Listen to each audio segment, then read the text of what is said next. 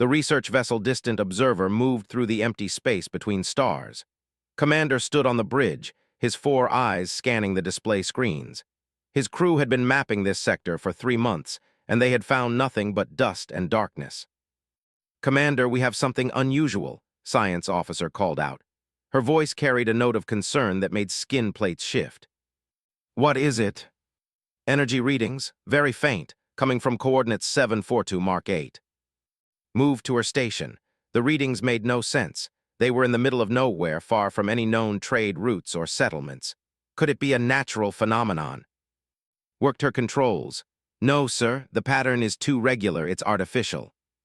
"Set course, let's investigate." The Distant Observer changed direction. As they drew closer, the ship's sensors began picking up more information. What they found made the entire bridge crew fall silent. A ship floated in the darkness. It was unlike anything in the galactic database. The hull was and burned. Large sections showed damage from meteor impacts. Several areas had been patched with materials that did not match the original construction. "Analysis ordered." His fingers moved quickly across her console.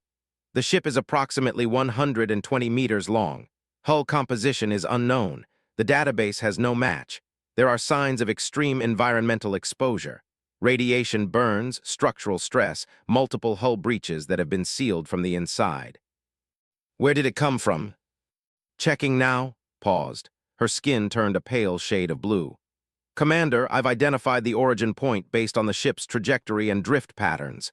It came from a system the Council has designated as restricted." "Which system?" "The Sol system, 3rd planet, they call it Earth." The bridge fell silent. Everyone knew about Earth. It was listed as a Class 12 in the Galactic Registry. The creatures that evolved there were considered dangerous. The Council had voted decades ago to avoid all contact with that system. "Are you certain?" asked. "The trajectory is clear. This ship launched from Earth approximately 10 months ago." Felt his secondary heart begin to race. Species were unpredictable. They evolved on planets so hostile that survival required extreme adaptations. The creatures from such worlds were often aggressive, tough, and difficult to manage in civilized space. "Do we have life signs?" Adjusted her sensors.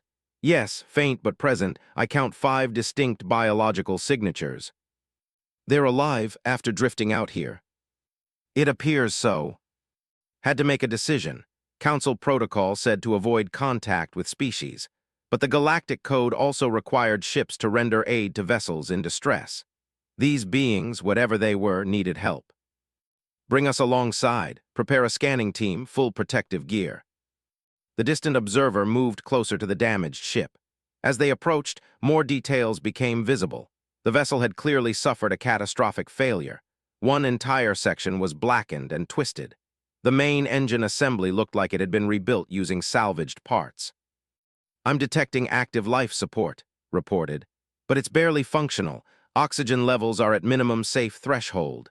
Temperature is fluctuating between freezing and barely tolerable. Power generation is at 20% of what I estimate it should be." "How are they surviving in those conditions?" "Unknown, Commander." Ordered his team to establish a communication link. The technology was primitive but functional. After several attempts, they made contact. The screen flickered. A face appeared. It was a human face, though I'd only seen images in restricted files. The creature had hair on its head, only 2 eyes, and skin that looked remarkably fragile. But those eyes held intelligence and something else: determination. "This is Captain Jake of the Earth vessel Horizon's Edge. We read you." Composed himself. "This is Commander of the research ship Distant Observer. We detected your vessel. You appear to be in distress." The human's face showed relief. "That's putting it mildly, Commander. We had a critical failure 8 months ago. Our FTL drive overloaded during a jump. We've been drifting ever since." 8 months? Could not hide his shock. "Your life support should have failed after 3 months at most, based on our scans of your ship's capacity." A slight smile crossed the human's face. "We made some adjustments." "What kind of adjustments?" "The kind you make when the alternative is dying. My engineer found ways to stretch our resources. We're breathing thin air and eating rations that expired 4 months ago, but we're breathing and eating." Another human appeared behind Jake. This one was female, with darker hair pulled back from her face. "Captain, I should mention that our hull integrity is at 40%. We have another breach forming in Section 7. "Acknowledged, Amy." Jake turned back to the screen. "Commander, I know this is unusual. Our records show that Earth isn't part of your galactic community, but we need help. We have 5 people aboard and we're barely holding on." Made his decision. "We will render assistance. Prepare your crew for transport. We will bring you aboard our vessel." "Thank you, Commander. You have no idea what this means."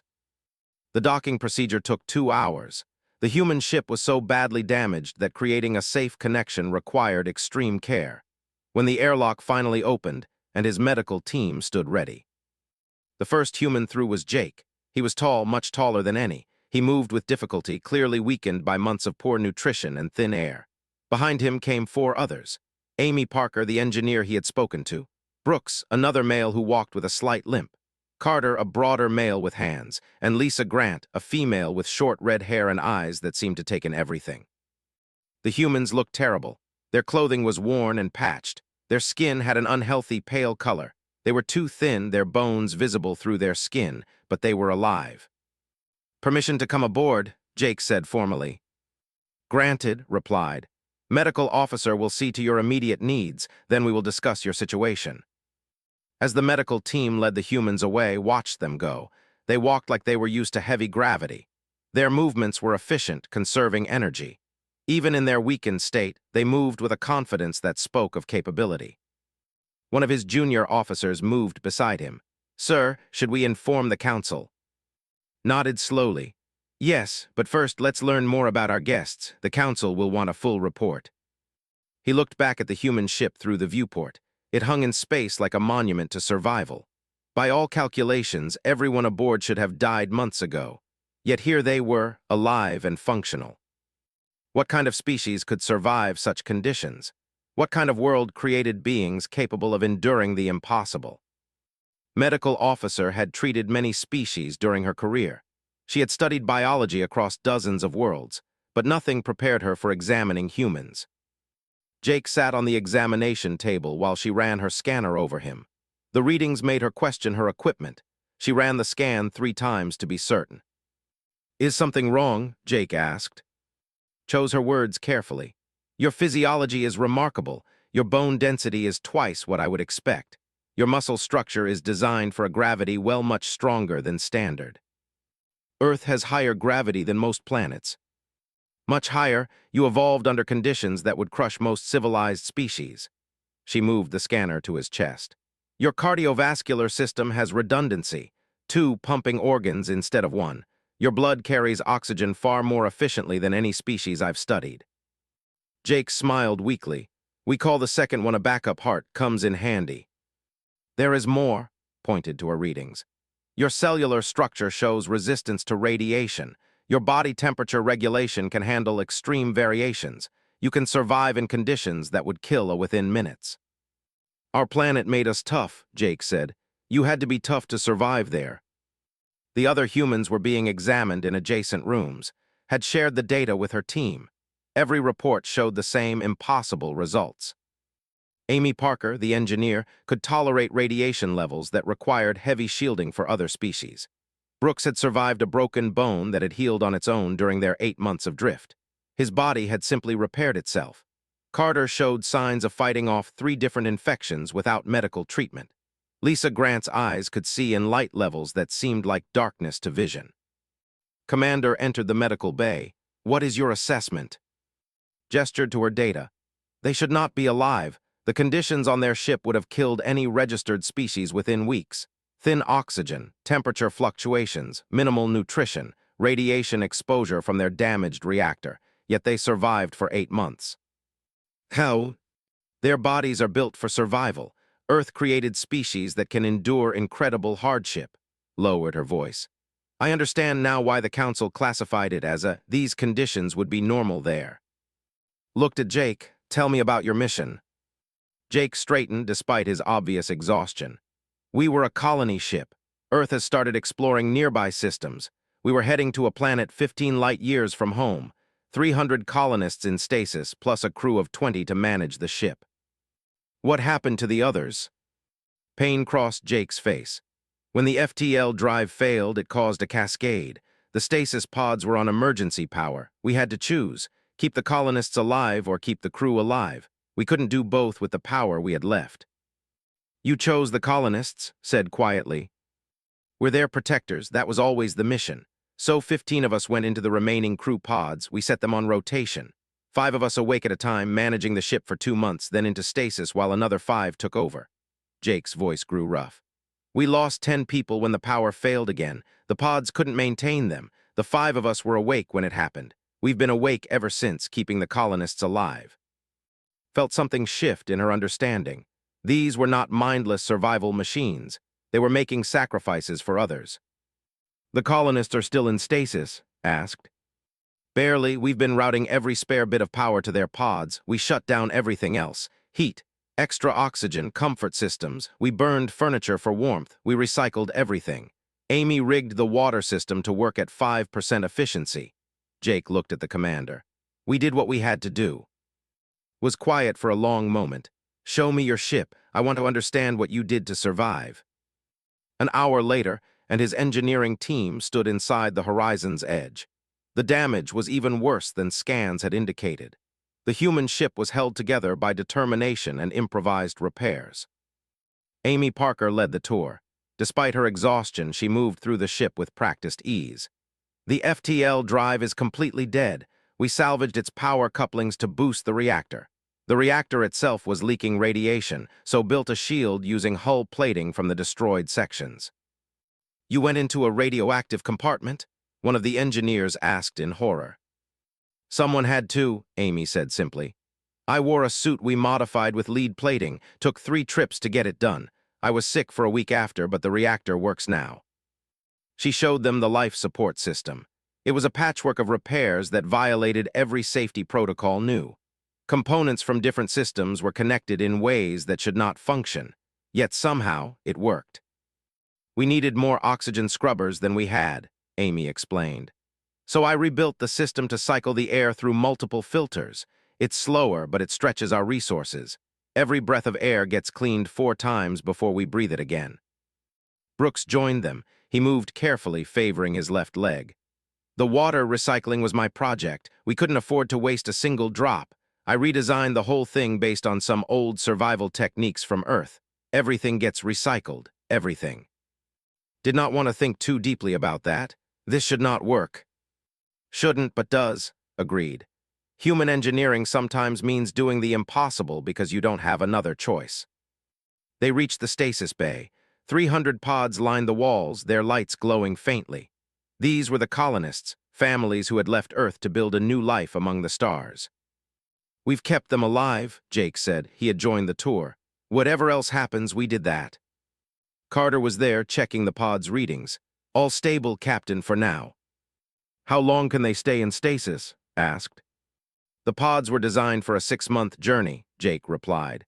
We're past 10 months now. We're pushing the limits, but we keep them cold, keep them stable. We check every pod twice a day. If we see any fluctuations, we adjust. Lisa Grant worked at a control panel. I've been managing the power distribution. It's like a puzzle. We have just enough energy if we're smart about it. Too much to one system, another fails. It has to be perfect. Watched her work. The mathematics she was doing in her head were complex. She made adjustments with confidence born of months of practice. You have kept all of this running for 8 months with no outside help, he said. We didn't have a choice, Jake replied. You do what you must to protect people who depend on you. Amy showed them the engine room. The repairs there were even more dramatic. We had to completely rebuild the power distribution network. Parts that weren't meant to work together, working together. I know it looks wrong by galactic standards, but it kept us alive. One of the engineers examined a connection. This coupling should overload. The power flow is too high for these components. It runs hot, Amy admitted. We monitor it constantly, but the alternative was no power at all. You built this from salvage and hope, the engineer said. There was respect in his voice. Mostly from not giving up, Amy corrected. As they finished the tour, found himself deeply troubled. Everything he had been taught about species suggested they were dangerous and violent. But these humans had spent 8 months sacrificing their own comfort and safety to protect others. They had performed engineering miracles with limited resources. They had endured conditions that should have broken them. They returned to the distant observer. The humans were given quarters and real food. Watched them eat with an intensity that spoke of long hunger. They ate slowly, savoring every bite, their bodies adjusting to proper nutrition after months of emergency rations. Later stood on the observation deck. The horizon's edge hung in space beside them, a testament to human determination. "I was wrong," said quietly. "About what?" "I thought species were dangerous because they were violent, but I see now. They are dangerous because they refuse to quit, because they will do whatever it takes to survive and protect others. That kind of determination is powerful." Nodded, "I must report this to the council. They need to know what we have found." "What will you tell them?" "The truth, that we found a ship, that humans were already rewriting its fate, and that everything we thought we knew about them may be wrong." 3 days passed aboard the distant observer. The humans recovered slowly, their bodies adjusting to proper food, clean air, and rest. Jake spent his time learning about the galaxy his people had unknowingly been excluded from. Commander shared what he could. The Galactic Council governed 217 member species. They maintained peace, regulated trade, and enforced protocols that kept civilization stable. One of those protocols was the restriction. "Your planet was surveyed 40 years ago," explained. They sat in his office looking at holographic displays. "The survey team was horrified by what they found. Your gravity is 30% higher than standard. Your atmosphere has oxygen levels that would be toxic to most species. Your weather systems produce storms that would destroy cities. Your tectonic activity creates earthquakes and volcanoes regularly. Your oceans have predators of incredible size and aggression." Jake listened quietly. "But that was not the worst part," continued. "The survey team observed your dominant species, humans. They watched you survive in environments that should be impossible. Deserts, frozen wastelands, dense jungles. You had spread across every part of your planet, adapting to each one. The team's report concluded that any species capable of thriving on such a world would be too dangerous for galactic society. So they decided to quarantine us," Jake said. "For the safety of the galaxy, or so they believed." "Did they ever try to contact us, to ask us what we wanted?" Skin shifted to a darker shade. "No, the council voted to maintain observation only. No contact, no trade, no communication. Earth was to be left alone." "Until we left on our own," Jake said quietly. "We didn't wait for permission." "No, you did not." The door chimed, entered, her expression grave. "Commander, we have an incoming vessel. It's a council diplomatic ship. They will arrive in 4 hours." Stood, "So it begins." Jake looked between them. "What does that mean?" "The council has sent ambassador. He represents their interests in matters involving restricted species. He will determine what happens next." "To us." "To all of you, to your mission, perhaps to Earth itself." The next 4 hours were tense. The humans gathered in their common area waiting. Amy paced, checked equipment that did not need checking, stood by the viewport watching space. Lisa reviewed data files, preparing arguments they might need. Jake sat calmly, but noticed the human's hands gripped the armrests of his chair tightly. The captain was worried, no matter how controlled he appeared. When Ambassador arrived, he came with a security detail. The Ambassador was a species known for their rigid adherence to law and protocol. He was tall and thin, with skin and 6 arms that moved with precise gestures. The meeting was held in the distant observer's main conference room, sat on one side of the table. The 5 humans sat on the other, and his senior staff occupied the middle ground. "I am Ambassador of the Galactic Council," he began. "I have reviewed Commander's report. I have examined the data on your vessel. I have consulted the original survey of your. Now I will hear from you directly." Jake stood. The human tradition of standing to speak seemed a surprise, but he said nothing. "We come in peace," Jake began. "We didn't know about the Galactic Council. We didn't know Earth was being watched. We just wanted to build a new home for our people. 300 families trusted us to take them to a better place. When our ship failed, we did everything we could to keep them safe. That's all we've ever tried to do." "Your intentions are noted," replied. However, intentions are not the concern. Capability is the concern. Your species evolved on a Class 12.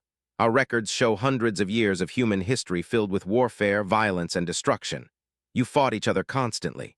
You developed weapons of terrible power. You nearly destroyed yourselves multiple times. That's part of our history, Jake admitted. We're not proud of all of it, but we learned from it. We grew beyond it. For the past 70 years, Earth has been at peace. We solved our conflicts. We united. We started looking outward instead of fighting inward. Activated a display. Images appeared, battles from human history, explosions, warfare, destruction. This is what you are capable of. This is why the Council restricted contact with your world. Amy stood up beside Jake. May I speak? Gestured permission. You're showing our worst moments, Amy said. Every species has those, but you're not showing the rest. You're not showing humans working together to cure diseases, building cities, creating art and music, exploring space because we're curious, not because we want to conquer. You're judging us by our past and ignoring who we've become. The past reveals nature, countered. Creates aggressive species. This is documented across multiple examples. They became pirates and raiders. The Shen came from they started 2 major wars before the Council contained them. Your kind will follow the same pattern. Stood now, all 3 humans facing across the table. With respect, Ambassador, we've been on this ship for 3 days. Have we been aggressive? Have we threatened anyone? We've been helping. I fixed 2 of your ship's systems that weren't working right. Amy taught your engineers a new way to optimize power distribution. Showed your medical staff some emergency techniques from Earth medicine. You seek to make yourselves useful, said. This is a common tactic. Build trust, then exploit it. Stood completing the line. Only Lisa remained seated, watching everything carefully. We seek to make friends, said.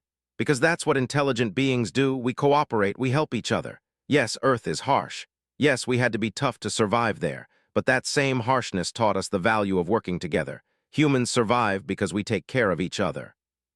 Was silent for a moment. I have something to show you. He activated another display. This one showed a planet. It was burning. Cities were destroyed. The atmosphere was choked with smoke. This was Prime, home to the species. They were a peaceful people, artists and philosophers. 15 years ago, they made first contact with the Shen, a species. The Shen seemed peaceful at first. They traded. They shared technology. They built relationships. The image changed. It showed Shen warships attacking. The Shen used that trust to study defenses. When they were ready, they attacked. 4 billion died in the first week. The species nearly went extinct. The Council intervened, but the damage was done. This is what happens when we trust species. The room was silent. The humans stared at the images of destruction. Finally, Jake spoke. His voice was quiet but firm. We are not them. You say that now. We are not them, Jake repeated. I understand your fear. I understand why you're cautious. But you're making the same mistake that humans made for thousands of years. You're judging an entire group by the actions of a few. Every human is an individual. Every species is different. What the Shen did was terrible, but it doesn't define what we will do. Leaned forward. Then what defines you? What makes humans different from every other species? Jake looked at his crew. Amy, who had walked into radiation to save people she barely knew, who worked until exhaustion to keep strangers alive, who gave up his own safety to protect others. Lisa, who calculated every number perfectly because lives depended on it. We had a choice, Jake said. When our ship failed, we could have saved ourselves, put the crew in the good stasis pods, let the colonists die. We had the power to make that choice. Some of my crew suggested it. They said it made logical sense. But you did not choose that, said softly. No, we chose to protect people who were helpless. We chose to suffer so they could live. We chose to sacrifice our comfort, our safety, our lives if necessary, because that's what humans do when we're at our best. Not when we're at our worst, but when we're at our best. 15 of your crew died, said. Yes, they died keeping others alive. They died doing the right thing. That's what defines us, Ambassador. Not our capacity for violence, but our capacity for sacrifice. Not our ability to destroy, but our choice to protect. Lisa stood now, all 5 humans facing the Council Ambassador. She spoke for the first time, her voice calm and measured. You have records of our history, you know about our wars, but did you all study what came after? Did you see how humans rebuilt? How we helped former enemies? How we chose cooperation over revenge. We could have destroyed each other many times. We had the weapons, we had the hate, but we chose differently. We chose to be better. Studied them. His 6 arms moved in patterns that suggested deep thought. I will file my report with the council, he said finally. They will make a decision about your fate. Until then, you will remain aboard this vessel. Your colony ship will be placed under council protection. What about the colonists? Jake asked. They will be kept in stasis until a decision is made. And if the council decides against us? Then you will be returned to Earth. Your ship will be destroyed to prevent contamination of galactic technology. Earth will remain under quarantine. No other human will be permitted to leave your system. And if they decide for us? That has never happened with a species, said. There is no precedent. He left with his security detail. The door closed behind them, leaving the humans and in heavy silence. Approached Jake. I will advocate for you, my crew will support you, but the council is not easily swayed. We appreciate that, Jake said. But I know how this works. They've already made up their minds. We're just waiting for them to make it official. Do not lose hope. 2 days after Ambassador's arrival, disaster struck the distant observer. The ship was passing through a region of space thick with ionized particles. The nebula created beautiful colors outside the viewports, but it also interfered with sensors and shields. Navigation required careful attention.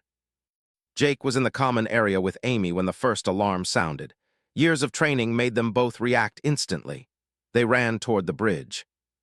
Commander was already there, his crew working frantically at their stations. What happened? Jake asked. Main power coupling failed. We're running on backup systems. Skin had turned a dark blue, a sign of stress. The nebula's radiation is stronger than our scans indicated. It's degrading our systems faster than we can repair them. How bad? Life support is failing on decks 4, 5, and 6. We're trying to reroute power, but the backup systems are overloading. Amy moved to an engineering station. May I? An engineer nodded, moving aside. Amy's hands flew across the controls, reading the damage reports. Her face went pale. This is worse than you think, she said. The power coupling didn't just fail, it's creating a cascade. Every time you reroute power, you're putting more stress on systems that are already at their limit. You're going to lose life support across the entire ship within the hour. Can we repair the main coupling? Asked. Not without shutting down everything. The ship would be dead in space for 6 hours minimum. We cannot survive 6 hours without life support in this radiation field. And entered the bridge. Lisa was right behind them. The humans gathered around the engineering display, studying the problem. There, said pointing. The radiation is coming through a weak point in your hull shielding. Section 12. If we reinforce that section, we reduce the radiation load. That buys you time to repair the coupling properly. Section 12 is heavily irradiated, said from her station. Lethal levels 4, we would need to build a remote repair drone, which would take hours we do not have. The 5 humans looked at each other. Some unspoken communication passed between them. We could do it, Amy said quietly. Absolutely not, said immediately. I will not ask you to risk yourselves. You're not asking, Jake said. We're volunteering. Amy's right. Someone has to reinforce that section, and humans can tolerate higher radiation than your people. Can tolerate, not survive indefinitely, protested. The exposure would be severe. How severe? Asked. Checked her readings. 30 minutes in that environment would give you radiation sickness. An hour would be critical. 90 minutes would be fatal. How long to do the repairs? Amy asked. Studied the schematics. If we work together 45 minutes, maybe 50. That's cutting it close, Lisa said. Everything we've done for the past 8 months has been cutting it close, Jake replied. He turned to, Commander, we need your decision. Let us help or watch your crew die. Those are the options. Skin shifted through several colors. Finally, it settled on a determined. If you do this, you follow our safety protocols exactly. You wear radiation suits, you work in teams, you report in every 5 minutes. Agreed, Jake said. Ambassador had been watching from the back of the bridge. Commander, I must object. You are allowing species to access critical ship systems during a crisis. This violates protocol. Protocol can adapt or watch this ship die, said sharply. Your choice, Ambassador. Said nothing more. The humans suited up in the distant observer's radiation gear. The suits were designed for not humans, so Amy and had to modify them quickly. They added extra shielding using materials from storage. It was not perfect, but it would help. Remember, said as they prepared to enter the danger zone, 45 minutes maximum. After that, the damage to your cells will be irreversible. We understand, Jake said. The 5 of them entered Section 12. The radiation counters on their suits immediately began climbing. The compartment was hot, the air shimmering with energy discharge. Warning lights flashed red across every surface.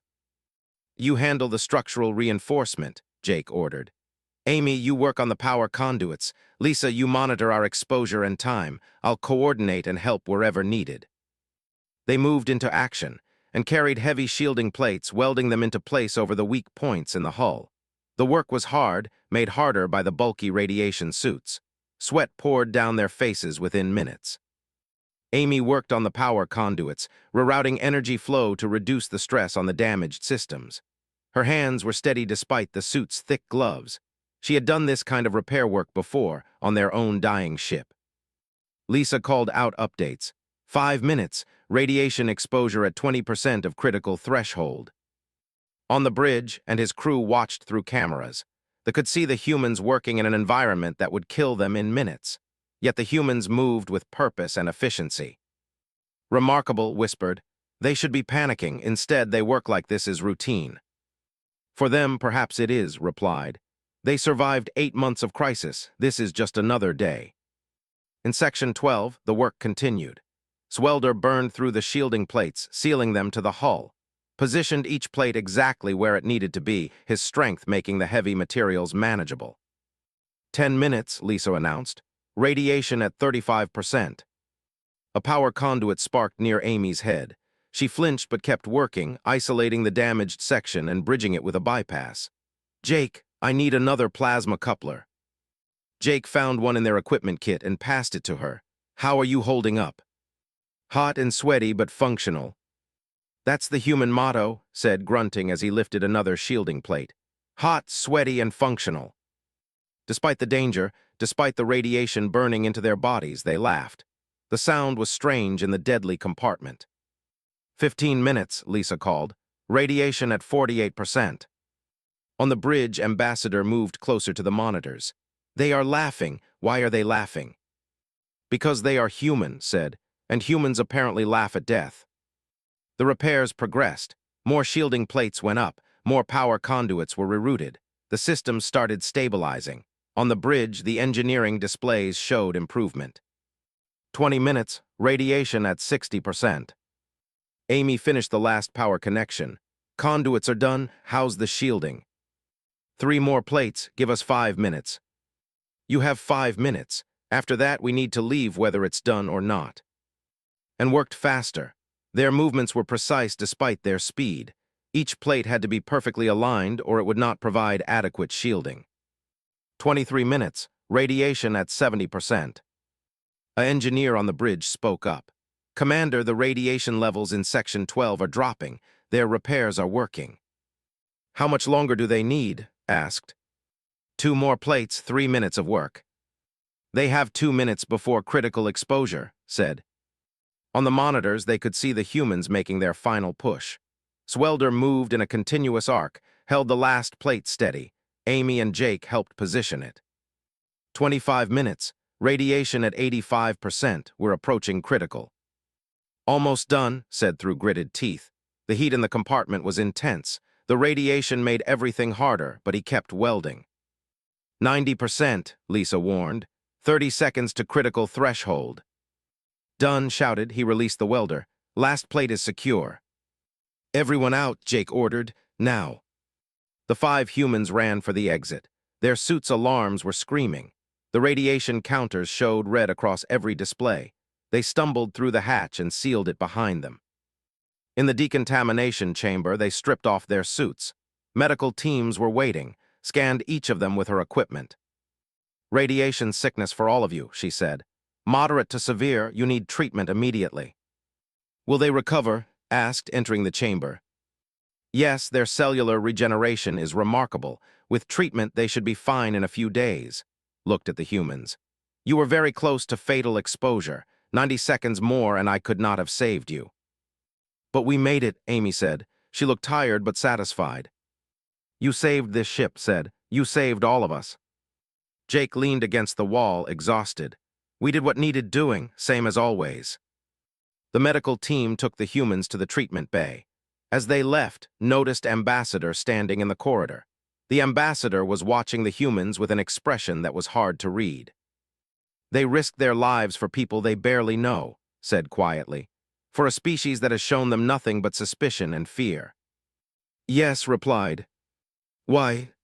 Because they are who they say they are. Protectors, helpers, people who choose to do the right thing even when it costs them. Was silent for a long moment. I need to revise my report to the council. What will you tell them? The truth, that I came here expecting to find dangerous creatures. Instead, I found people willing to die to save others. That changes everything. In the treatment bay, the 5 humans rested. Their bodies were healing, fighting off the radiation damage. They had done it again, survived the impossible, saved lives at the cost of their own health. Jake looked at his crew, Amy sleeping peacefully, with ice packs on his burns, being treated for radiation burns on his hands. Lisa reviewing data even while receiving treatment. They were human, from that had forged them into survivors, but they chose to use that strength to protect, not to destroy. The galaxy was beginning to understand. The question was whether understanding would come fast enough to change their fate. Outside, in the beautiful and deadly nebula, the distant observer continued its journey. Inside, humans and aliens worked together, and slowly, carefully, the galaxy was learning that species were not all the same. Some were dangerous because they destroyed, but humans were dangerous because they refused to let others die. The humans recovered over the next 3 days. Their bodies healed from the radiation exposure with a speed that continued to amaze the medical staff. By the 4th day, all 5 were back to full activity. During their recovery, Ambassador spent long hours in his quarters. He reviewed every piece of data about the humans. He watched recordings of their actions during the crisis. He studied Earth's history, not just the wars, but what came after. On the 5th day, he called a meeting. The conference room was full. Commander and his senior staff, the 5 humans, and a holographic projection of the Galactic Council chamber. 12 council members appeared in the display. They represented the major species and factions of the galactic community. Their faces showed various degrees of concern, curiosity, and skepticism. This session is called to order, announced Council Prime, a elderly who led the council. Ambassador, you have requested an expedited hearing regarding the human situation. Present your report. Stood, council members, I came to this vessel expecting to confirm our existing protocols regarding species. I was prepared to recommend immediate quarantine and the return of these humans to there. Jake felt his stomach tighten. This was it, the moment that would decide humanity's fate.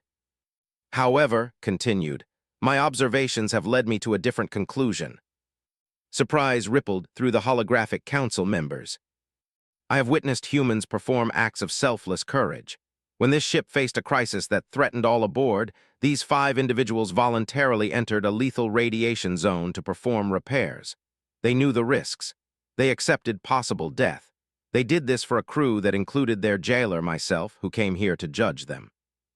He activated a display. It showed footage from Section 12, the humans working in the deadly environment. They had no obligation to help. They could have let us die and escaped in their own ship. Instead, they chose to save us. This choice, council members, reveals something crucial about human nature. Council member Marr, like the ambassador, spoke. One act of heroism does not erase the threat they pose. The Shen also appeared peaceful before they revealed their true nature. I considered that possibility, replied. So I investigated further. I examined the humans' vessel. For 8 months, they survived in conditions that should have killed them within weeks. They did this while protecting 300 colonists in stasis. 15 crew members died maintaining those stasis pods. The survivors sacrificed their health, their comfort, and nearly their lives to keep strangers alive. He showed more footage. The Horizon's Edge with its jury-rigged systems. Amy's radiation-damaged body after shielding repairs. the stasis bay with 300 sleeping colonists. This is not the behavior of a species that values only strength and conquest. This is the behavior of a species that values life above their own survival. Council member Tailize from the Hive Worlds clicked its mandibles. You ask us to overturn decades of policy based on 5 individuals. What of the rest of their species? Jake stood. May I speak? Nodded. The human captain may address the council. Jake took a breath. Council members, you judged Earth by watching us from a distance. You saw our wars, our violence, our mistakes, but you never spoke to us. You never asked us why we fought or what we learned from it. He gestured to his crew. We're not special. We're just regular humans. We represent what our species has become. Yes, Earth is harsh. Yes, we evolved to survive terrible conditions. But that harshness taught us something valuable. It taught us that we're stronger together than apart. Images appeared on the display as he spoke. Earth from space, cities, people working together. You're right that we fought each other for thousands of years. We made terrible weapons. We nearly destroyed ourselves, but we stopped. Not because we became weak, because we became wise. We learned that cooperation achieves more than conflict. We learned that protecting the weak makes us all stronger. We learned that mercy is more powerful than revenge. Amy stood beside him. Our planet is still harsh. We still face challenges every day, but now we face them together. We've eliminated poverty. We've cured diseases. We've cleaned our environment. We've started reaching for the stars, not to conquer them, but to explore them. Join them. We're not asking you to trust us blindly. We understand your caution, but we're asking for a chance to prove ourselves. Let us show you what humans can do when we're at our best, not our worst. Stood, Earth made us tough, but we chose what to do with that toughness. We chose to be protectors. We chose to help others. That's who we are. Lisa completed the line, all 5 humans facing the council together. We represent 300 families in stasis on our ship, families who trusted us to take them to a new home. Families who dream of building something better among the stars. Please don't punish them for the sins of our ancestors. Judge us by who we are now, not who we were. The council was silent, looked at each member, gauging their reactions. Ambassador, what is your recommendation? She asked. I recommend conditional acceptance, said. Allow humanity to join the galactic community under probationary status. Assign thee as their sponsors and mentors. Give them 10 years to prove they can coexist peacefully with other species. If they succeed, grant them full membership. If they fail, implement quarantine protocols. This is unprecedented, Council Member Marr said. So are the humans, replied. They are the first species to reach out peacefully, the first to demonstrate consistent cooperation over conquest. We can maintain our prejudices and reject them, or we can take a calculated risk that might benefit the entire galaxy. Looked at the humans. Captain, if we grant this conditional acceptance, your people would be under constant observation. Any act of aggression would result in immediate expulsion. Your species would carry the burden of proving themselves with every action. Can humans accept those terms? Jake met her gaze. We can. We've been proving ourselves our entire lives. We're used to it. I must consult with the council, said. We will adjourn and reconvene in 1 hour. The holographic images faded. The humans were left alone in the conference room. That went better than I expected, said quietly. But we don't know their decision, Jake replied. No, we wait. The hour passed slowly. The humans returned to their quarters. They did not speak much. The weight of representing their entire species was heavy. Finally, they were called back to the conference room. The council members reappeared in the holographic display. We have reached a decision, announced. The vote was 7 in favor, 3 against, 2 abstaining. By majority decision, the Galactic Council hereby grants conditional acceptance to humanity. Jake felt his knees go weak. Amy grabbed his arm to steady him. The terms are as follows, continued. Humanity will have probationary status for 10 standard years. The species will serve as sponsors and mentors. During this period, humans may engage in trade, communication, and cultural exchange with council members who consent. However, military expansion is prohibited. Human vessels must carry council observers.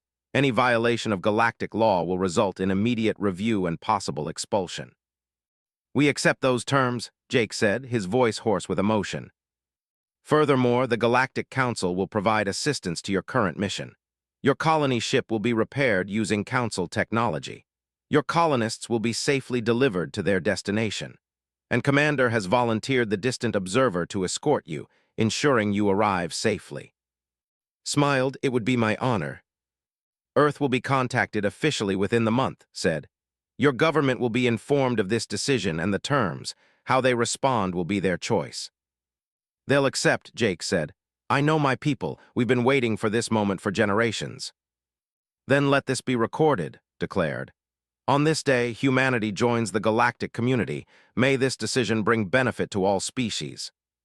The transmission ended. For a moment, no one moved. Then Amy started laughing, joined her, whooped. Lisa smiled, tears in her eyes. Jake stood there overwhelmed. They had done it. Against all odds, they had convinced the galaxy to give humanity a chance. Approached him. Congratulations, Captain, you have rewritten your species' fate. We had help, Jake said, shaking the commander's hand. Your advocacy made the difference. You made the difference. You showed the galaxy what humans truly are. Over the next week, work began on repairing the horizon's edge. Engineers worked alongside and Amy, blending human ingenuity with galactic technology. The damaged ship was transformed. New power systems, improved life support, enhanced shields. It became a hybrid, the best of both worlds. The 300 colonists were brought out of stasis gradually. They woke to incredible news. Not only had they survived, but they were now part of a galactic community. The colony they would build would be the first official human settlement in Council space. Ambassador remained with the fleet. He had grown to respect the humans, even developing friendships with them. He would return to Earth as the official Council representative, helping to guide humanity's integration into galactic society. On the day of departure, the horizon's edge and the distant observer flew side by side. Behind them came 3 Council vessels, offering protection and support. Ahead lay a new world, waiting for its first human colonists. Jake stood on the bridge of his ship, looking at the stars. Amy joined him. Strange how things work out, she said. We were dying in space 8 months ago. Now we're leading humanity to the stars. Do you think Earth will handle this well? Jake smiled. I know they will. We're humans. We adapt. We overcome. We find ways to turn disasters into opportunities. It's what we do. Through the viewports, the colony world appeared. It was beautiful, with blue oceans and green continents. A place where humans and aliens would live together. A place where survivors would prove they could build, not destroy. 300 families would make their homes there.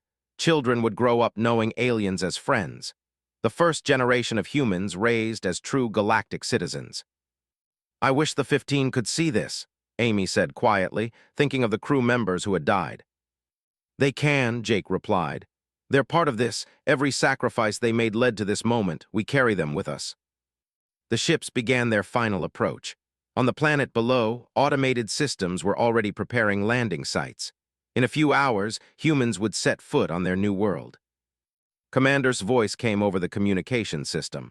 Captain, sensors show optimal landing conditions. Your colonists are about to make history. Thank you, Commander, for everything. It has been my privilege. The galaxy is better for having humans in it. I believe that now. The horizon's edge descended through the atmosphere. The colonists gathered at viewports, watching their new home grow closer. Some cried, some cheered, all felt the weight of the moment. They were the first, the proof that humanity deserved its place among the stars. Jake activated the ship-wide communication. Attention all colonists. We are beginning final approach to our new home. You trusted us to bring you here safely, and we have. But this is more than just a colony.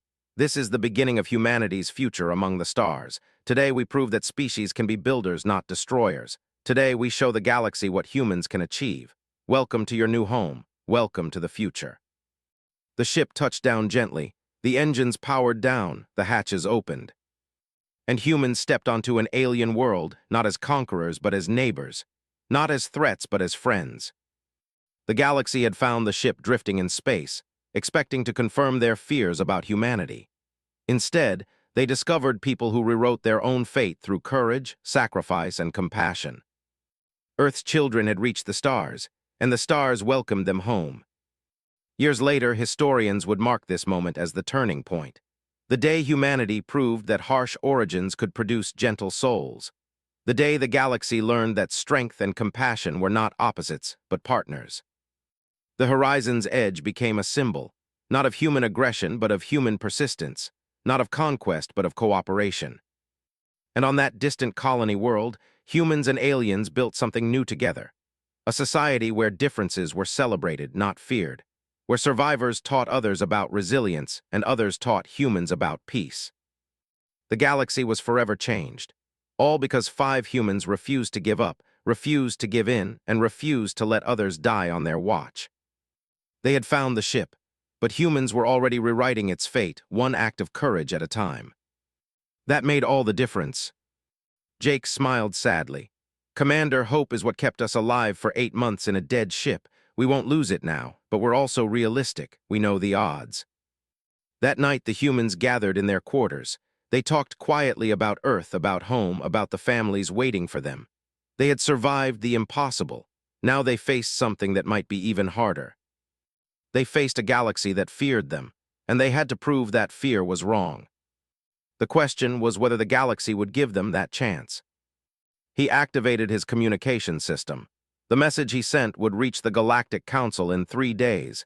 It would change the course of human history. The question was how. In their quarters, the 5 humans rested for the first time in months. They had warm beds, clean air, safety, but they remained alert, aware that their future was uncertain. They had survived the impossible. Now they had to face something potentially more difficult. They had to convince the galaxy that humans deserved a chance. The story of Earth and its people was just beginning. Realized he was about to find out, and something told him the answers would change everything he thought he knew about species. The distant observer's engines hummed to life, pulling both ships away from the void. Inside the medical bay, human and alien were meeting for the first time. The galaxy was about to discover what Earth had created through millions of years of harsh evolution. And nothing would ever be the same.